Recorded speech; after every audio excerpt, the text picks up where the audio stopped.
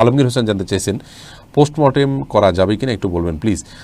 Postmortem করা উচিত নয়, ইসলাম শরীয়তের দৃষ্টিকোণ থেকে এটি অনুচিত কাজ, অন্যায় কাজ। আমাদের দেশে এটি করা হয়ে থাকে এবং এর আইনি ভিত্তি রয়েছে, যদিও ইসলামী শরিয়া এটাকে অ্যালাউ করে না। দায়িত্বশীলদের উচিত ইসলামী শরিয়া যেটিকে অ্যালাউ করে না মুসলিম প্রধান দেশে সেটিকে না করা, এবং যে কারণে বা যে যুক্তিতে এই আপনার পোস্টমর্টেম করা হয় সেই কারণটি অন্য কোনোভাবে আপনার আপনার সলভ করার বা সেটাকে সমাধান করার চেষ্টা করা উচিত। আমরা যে কোনো সমস্যার সমাধানের জন্য কোনো একটা পথ যখন বন্ধ হয় বিকল্প পথ খুঁজি, অতএব এখানে বিকল্প পথ খোঁজা উচিত।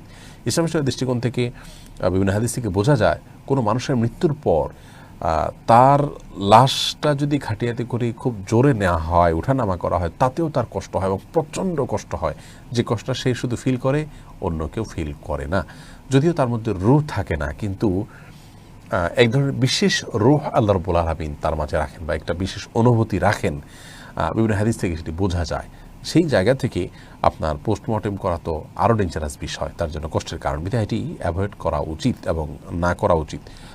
রাষ্ট্র এবং আপনার নীতি নির্ধারণী পর্যায়ে যারা আছেন তাদেরকে আমরা আহ্বান করব যে কারণে এটি করা হয় সে কারণটির জন্য অন্য কোনো বিকল্প খুঁজে বের করা উচিত, এবং এটি মানব দেহের জন্য অপমানও বটে, যার কারণে এটি জায়েজ না ইসলামী শরিয়ার দৃষ্টিকোণ থেকে।